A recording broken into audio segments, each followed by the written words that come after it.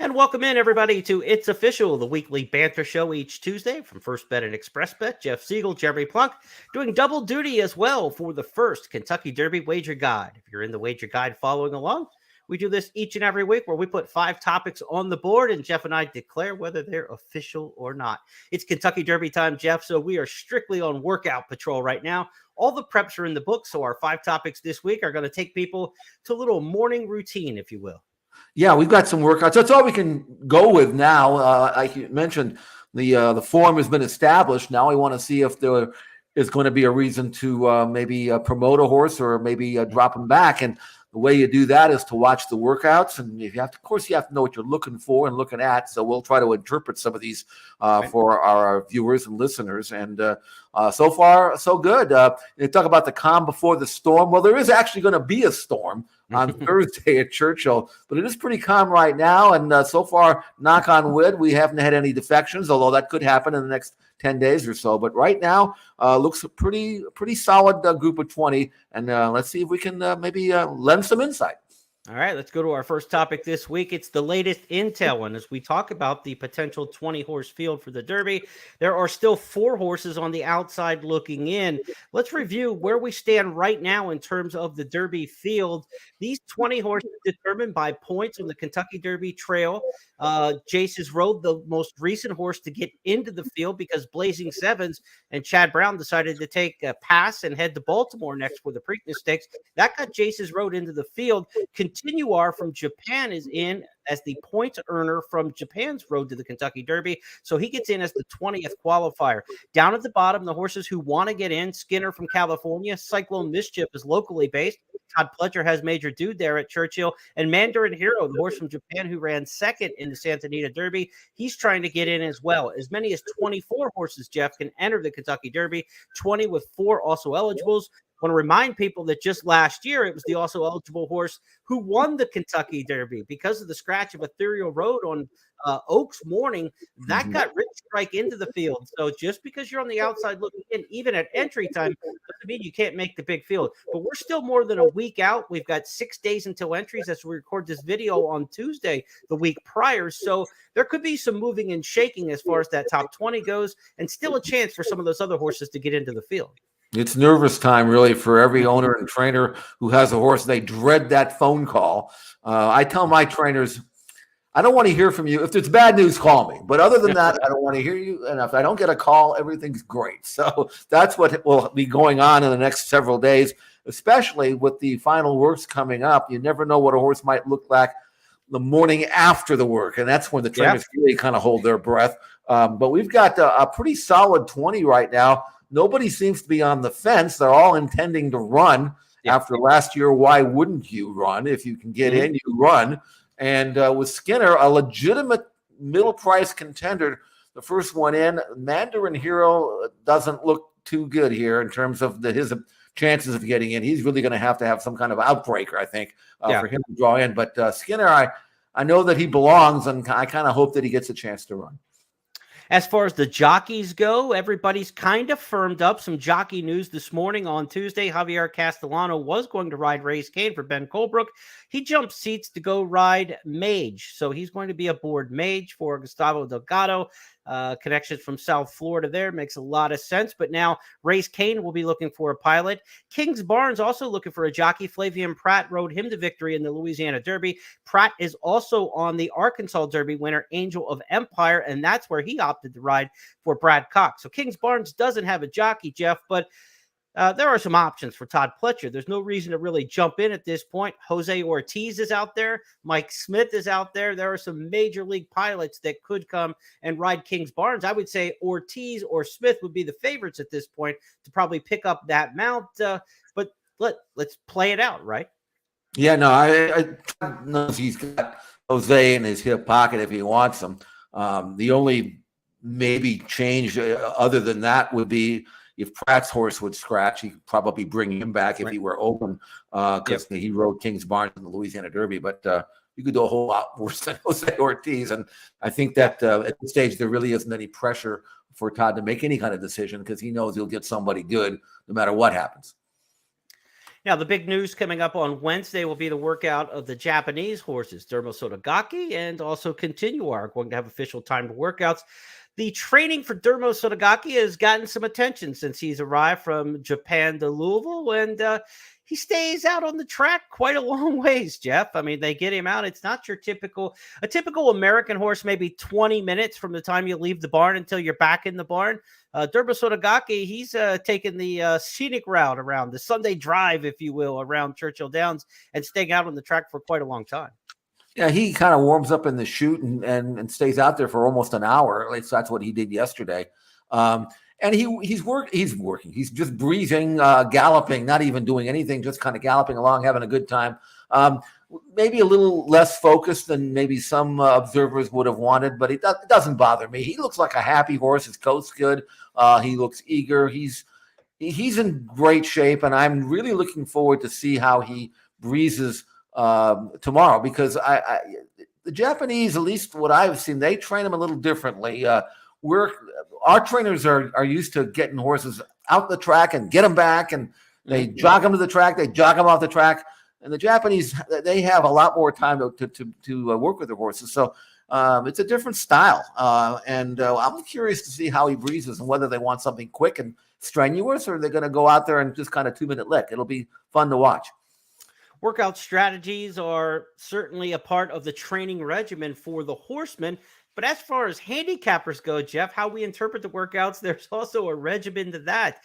You gave the fans some tips on what you're looking for in workouts, and we're going to look at some workouts here coming up in just a few minutes. But here are the topics that you're looking for when horses are going to the morning for their workouts. Explain some of this to the fans. Well, you can see that the things that I'm looking for are mostly visual. The last thing I'm looking at, quite frankly, is the final time, because the final time is nothing more than a function of what that particular colt is being asked to do that morning. If you want a 58-2, you're going to get it. If you want a 101-2, you're going to get that. So who cares about the final time?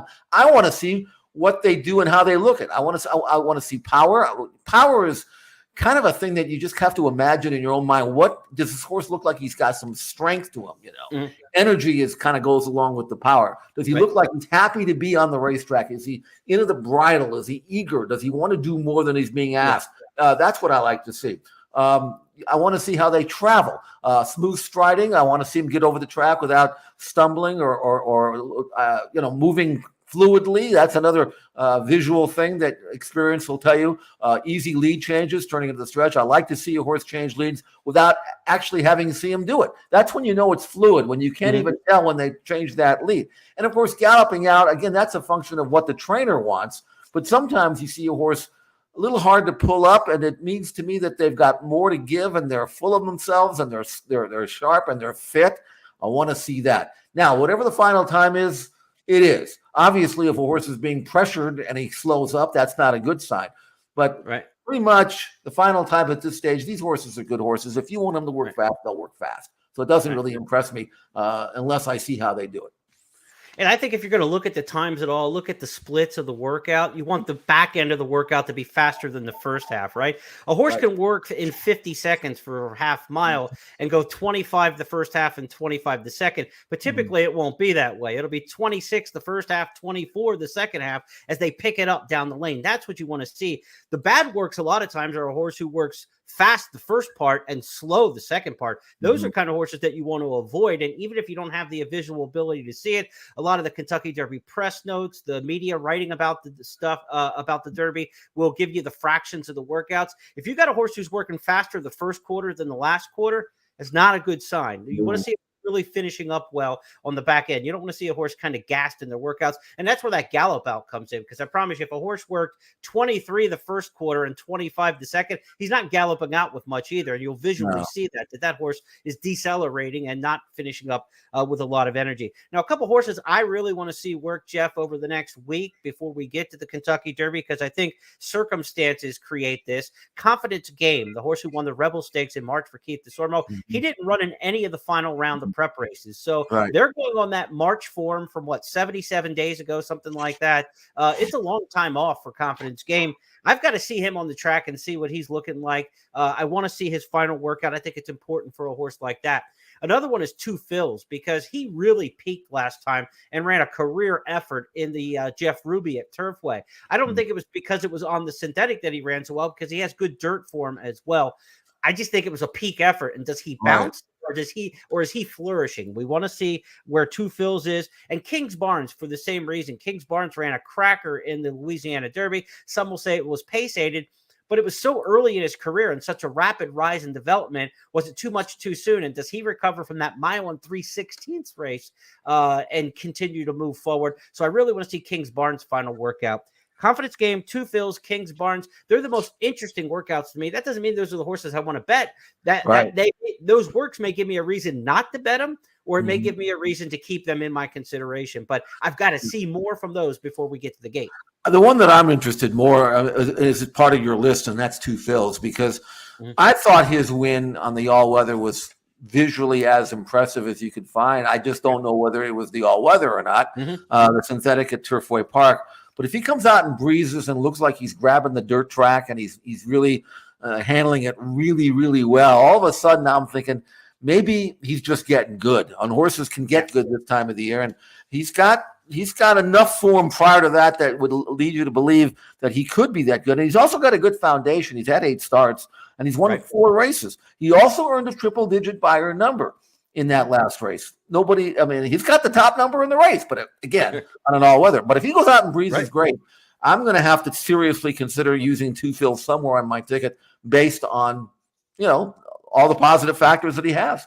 His daddy Hard Spun ran good second in the Kentucky Derby back in 2007, and one of the best crops we've seen. Street Sense, Hard Spun, Curlin, Any Given Saturday. That was a fantastic group, and Hard Spun was right up there with them. Okay, you talked about good works and horses were looking for good works. We've already got a few of them in the books from last weekend. Which horses are giving us good vibrations on the workout tab? Well, we thought maybe after the Santa Anita Derby that Practical Move was kind of regressing a little bit off of San Felipe, Jeff. But as we go to the workout tab, he gave you some good vibrations with this work at Santa Anita last weekend before he heads out of town next week. Not only was this a sharp work in 47, it was perfect because it wasn't too fast, wasn't too slow. And he's doing it with a very good sprinter named Kangaroo Court, who will be racing. I think Tim's going to take him back. Yeah, racing the stakes there.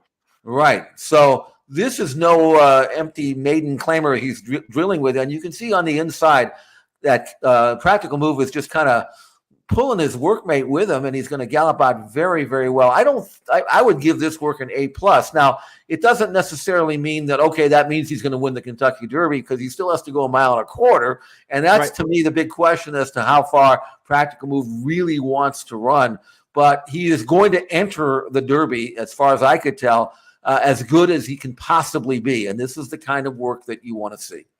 Yeah, exactly. If you thought he was regressing after the Santa Anita Derby, this tells you no, he is not regressing. The question is, well, the Santa Anita Derby was a 16th of a mile further than San Felipe. Now he's got to go another 1/8 of a mile farther in the Kentucky Derby. That's the question. But this horse is doing very well. Another one giving you good vibrations is one of the horses who you think has some of the most upside in this year's crop, that being Tappet Trice. Let's go and take a look at his working company. This is at Churchill Downs, the previous one at Santa Anita, courtesy of XBTV. Churchill Downs, thanks for the video here. As in company, it's Tappet Trice working for Todd Pletcher here. Jeff, take us through the work. He's the gray on the outside. Very sharp here, and he's just a happy colt. He's breezing. He's under a tight hold. He's eager. He's able to go much faster if permitted. You can see him turning into the stretch.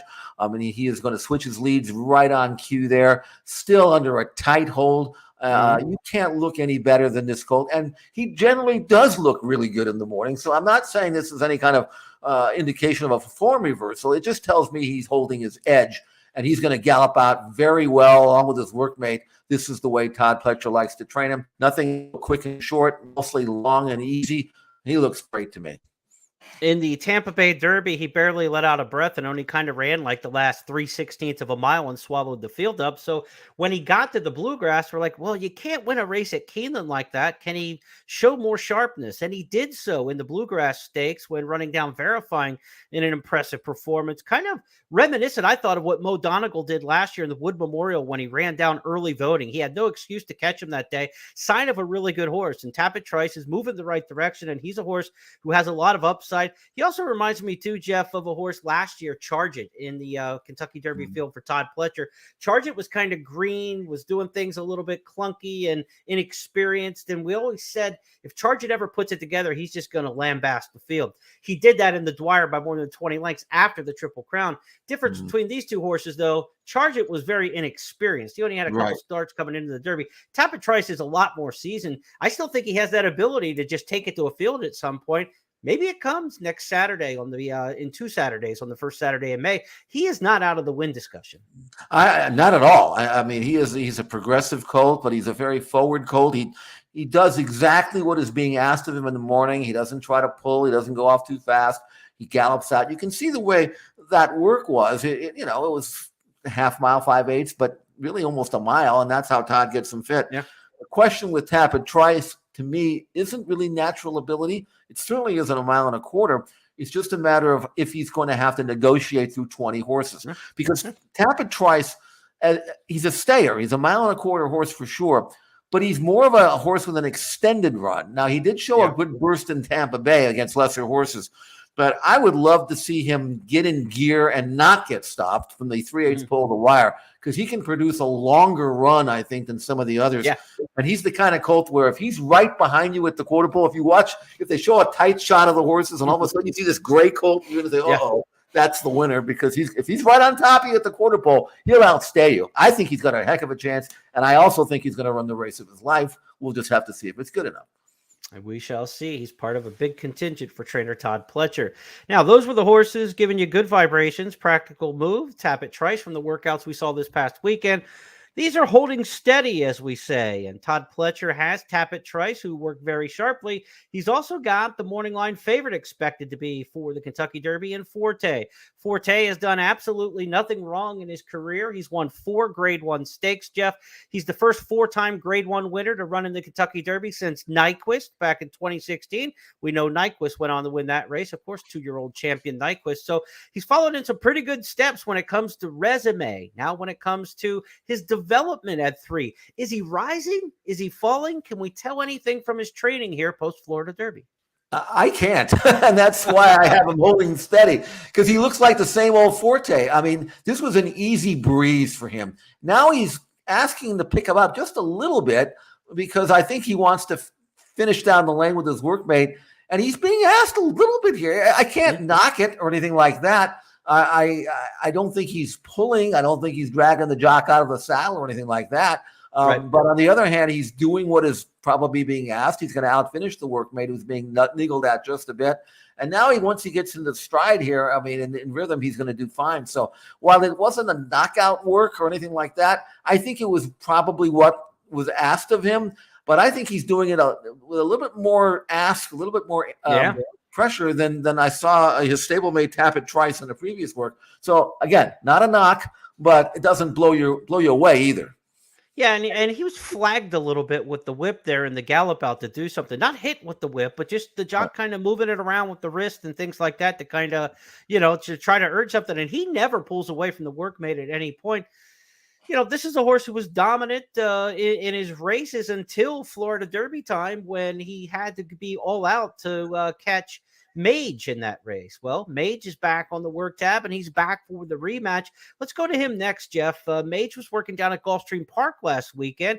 Any chance here that he can turn the tables on Forte? And is that good enough if he beats Forte to win the Roses? It might. I think he might be good enough if they wait to the 3/8 pole, to the quarter pole to make his move. He moved a little soon last time, and then hit the front, and then kind of went into stall. He started to stall a little bit and maybe lose his punch. I think he looks fine. It's sometimes hard to look when they're working way out in the middle of the track like this without company. But he seemed eager, and he seems like he's galloping out well. There certainly is not. I don't expect any kind of backward move from Mage based on this work. And again, another one of these stamina-inducing works. He's working 3/4 from the 3/4 pole of the wire, but he's practically working 1.25 miles, don't you think? I mean, this is a gallop out that is really strong, and he doesn't look like he's stressed in any way. He's got a good turn of foot, as we saw in the Florida Derby. So I like this work. I can't say it was brilliant because he only went 14-3, but man, I mean, I like that work actually better than I like Forte's work, even though they're under the same category. He was so fast sprinting in his debut. I can't understand since then that his lack of early speed. And in a Kentucky Derby this year that doesn't have much defined pace to it, depending on the draw and everything that goes with it, Javier Castellano is a really good front end jockey, one of the best in the game on the lead. I'm not saying he's going right to the front, but I would not be shocked if Mage is part of the pace this time because, like you said, he tried to produce that move on the turn, which showed a great turn of foot in the Florida Derby and moved too soon. I don't know. Maybe you just go with him. They wanted to get a Derby horse. He only had the sprint win going into the Fountain of Youth prior, the one start. So he's kind of behind the eight ball, right? I mean, he's in the Justify schedule, and he's not Justify, but he's on that kind of schedule. So he doesn't have many chances to make an error to get to the Kentucky Derby. And I think maybe taking him off the pace and trying to finish up with him achieve the goal. But I think this horse is faster than he's shown, and I think he might be part of the pace in here. Somebody else is going towards the lead other than King's Barn and Derma Sodagaki, who seem to be the horses who want to go to the front. Somebody else is going with him. They're not going to be out there 2-by in a gap of 5. So maybe Mage with the right draw. You make a very good point, and this is one of the reasons why I love talking to you, because sometimes you bring up something that I hadn't figured out or hadn't crossed my mind yet. But I'm looking at Mage. He won his first start, as you mentioned, sprinting on going 7/8 of a mile, earned an 89 Beyer number. He was on the lead that day. It's a natural inclination to then, when you're stretching out off that one sprint, you don't want to maybe gun them off their feet and then get tired because that's not going to accomplish it. So you take a little bit, and he looked like maybe he wasn't quite cranked up to go a mile and a 16th in the Fountain. He was fourth. His last race, he was 12th early. My issue with him being 12th early is if you're going to be 12th early, you don't make your move going into the far turn where you have to circle the pack and try to go by 5 or 6 horses who are not tired at that time. You want to go by them when they're going to back up. But your point is well taken. If you're drawn somewhere in the middle or maybe towards the inside, why not let them run out of there? Yeah. And then maybe, all right, so if you can't make the lead, at least you're in a good spot, and then sit. And stock. And then when you push the button on this the quarter pole, which most jockeys don't have the nerve to do that, they usually going to move too soon. But if you did wait with that horse and he only had 2 or 3 horses to go by, you could see him take hold based not only on his race, but his last workout. He's certainly fit.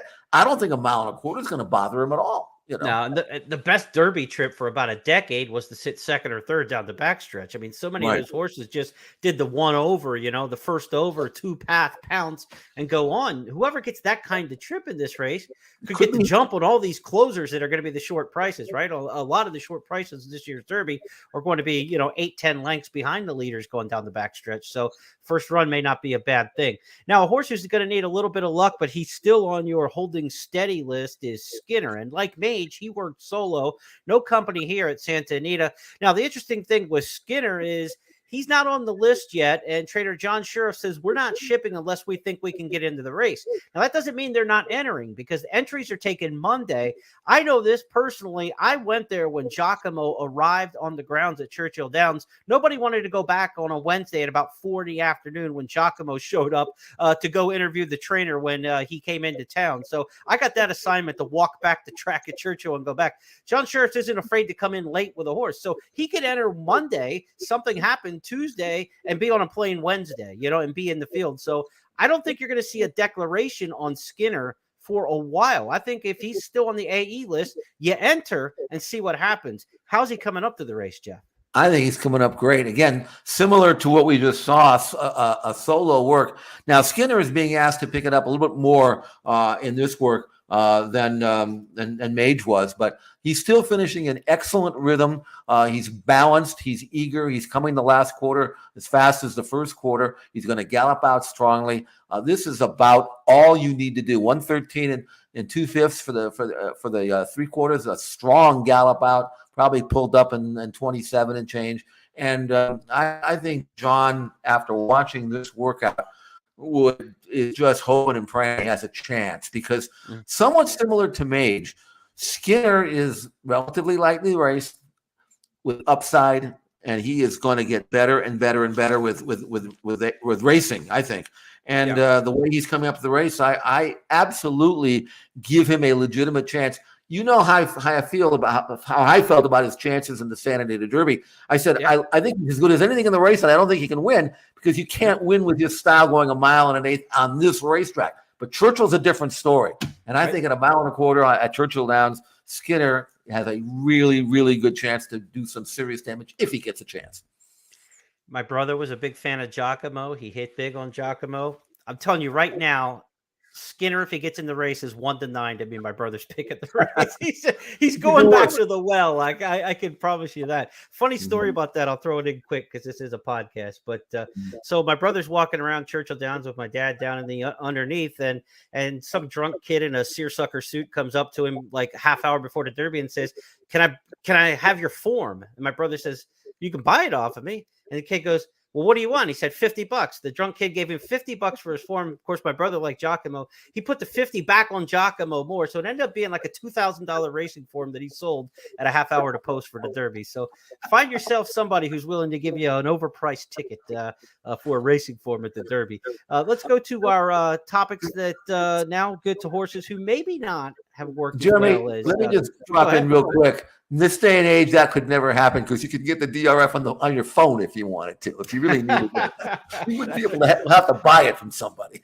But back then, the price of the form now, 50 is not even a good deal. So I mean, you probably got to ask for 200 for a form at this point, right? Exactly. With the way the price has gone up. Let's go to our fourth topic on the board this week. It's wanted to see more. Which one of these horses or horses did we see so far that didn't quite work up to standards?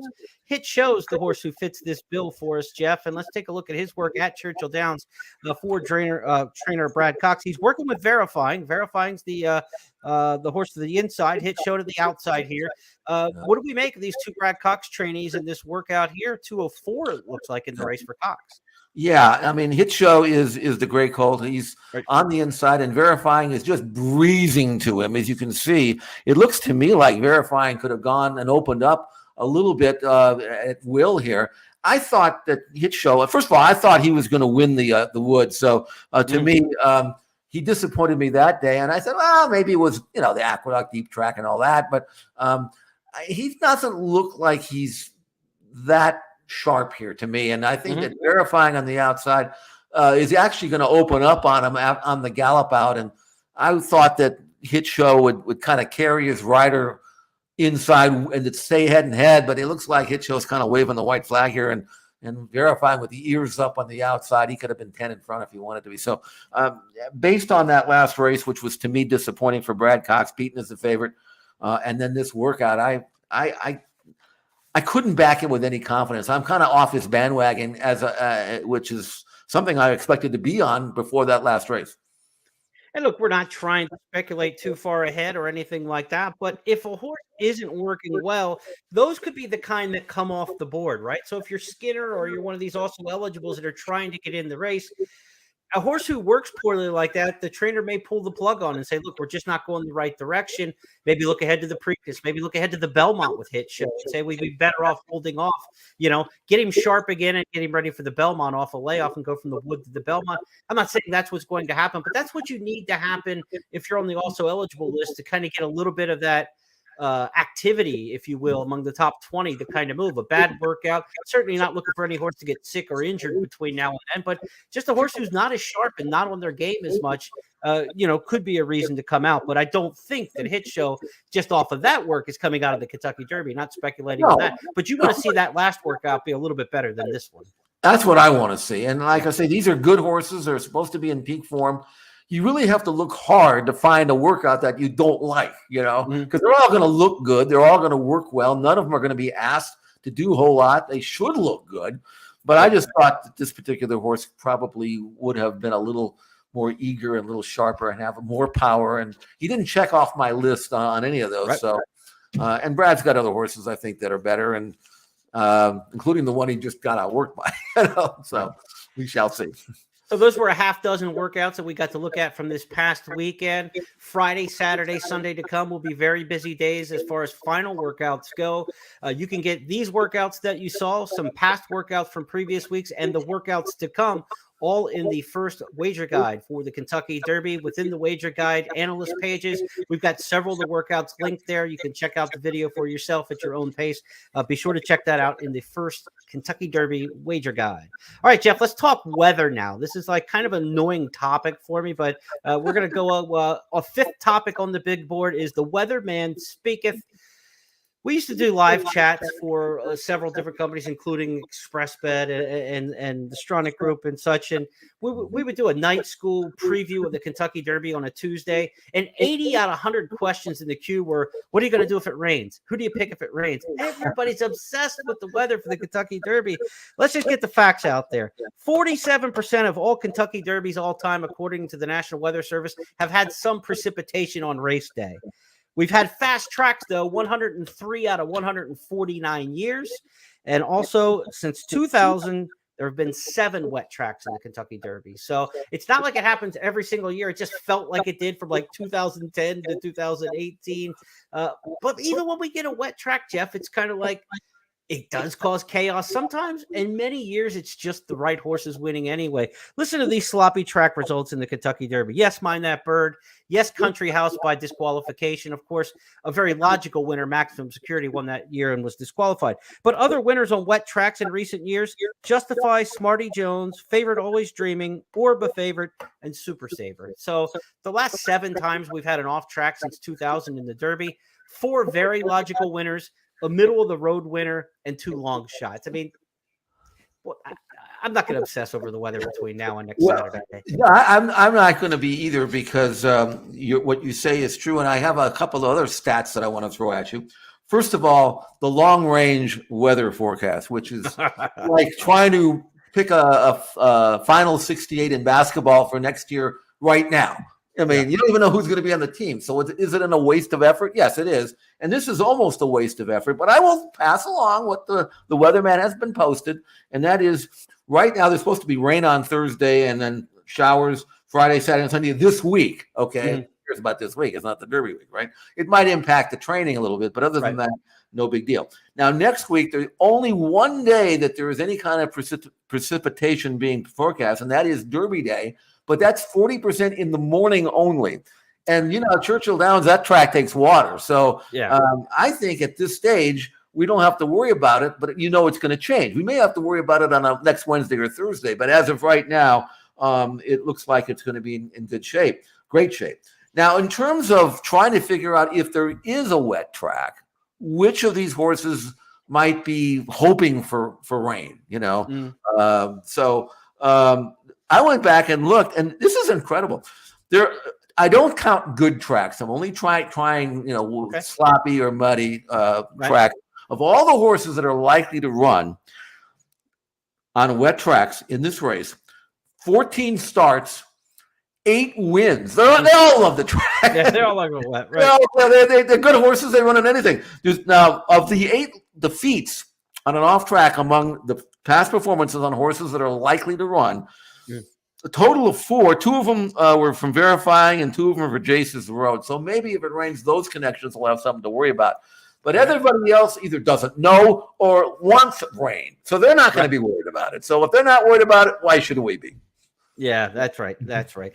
Look, and you can win from different styles in the rain too.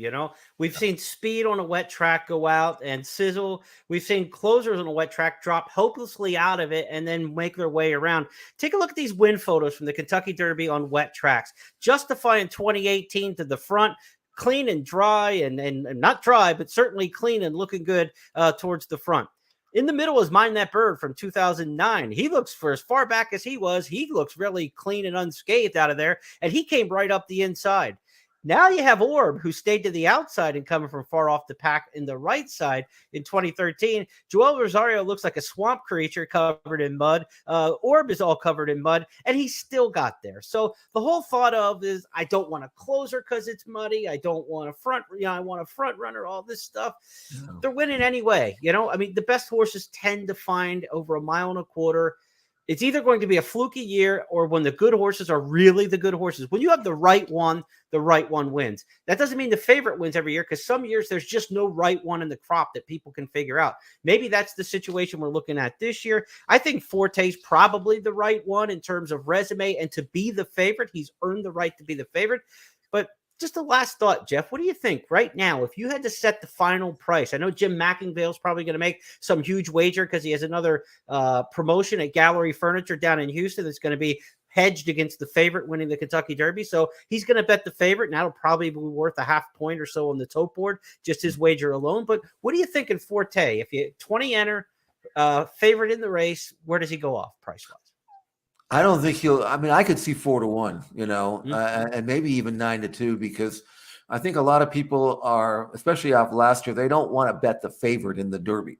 I mean, they just don't, we'll look for something else. Even if, number two is that it's not like he dominates on speed figures. He's not even the fastest horse in the race. In fact, there are several in here who have numbers that are better than him, even though his wins are good. His numbers are shrinking.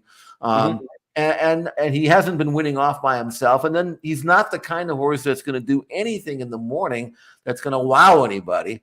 So I think the bottom line is that as I look at Forte and I look at Mage, and then we're so close in the last race in the Florida Derby, and then if one horse is going to be 4-1, 9-2, and the other one's going to be 12-1 or whatever it is, why would I take the shorter price? You know what I'm saying? Right. And I think there'll be, now, right or wrong, it doesn't mean he won't win off by 5, but right or wrong, I think going into the race from a gambling standpoint, I think there are a lot of people who are looking for an excuse not to bet the favorite, and there are quite a few reasons not to.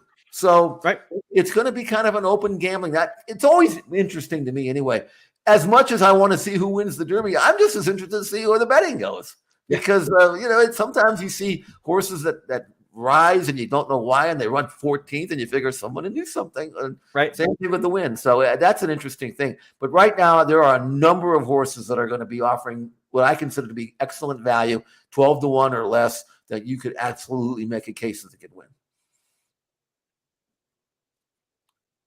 We're going to find out how many people are named Phil in America, because the Jack horses in recent derbies have been crazily overbet. Everybody with a relative named Jack was betting these horses in the Derby. We'll find out with 2 Phils how many Phils we have out there across the country. That's going to wrap up our It's Official podcast. We're here every Tuesday. We'll be back next week with 5 more topics similar to this. We're going to talk Kentucky Derby and the final weekend of workouts. Be sure to check out the first Kentucky Derby wager guide, available beginning Friday the 28th and updated throughout the course of the week. Great handicappers across the first family of tracks. Millie Ball is going to take you through the Kentucky Oaks. Eddie Olczyk, Jeff Siegel, myself, and all the handicappers across first, talking Kentucky Derby in the guide, first bet artificial intelligence picks, all the historical stats and trends you want.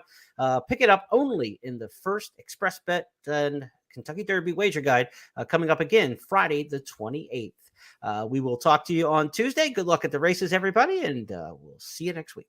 We're ready for the start. They're off.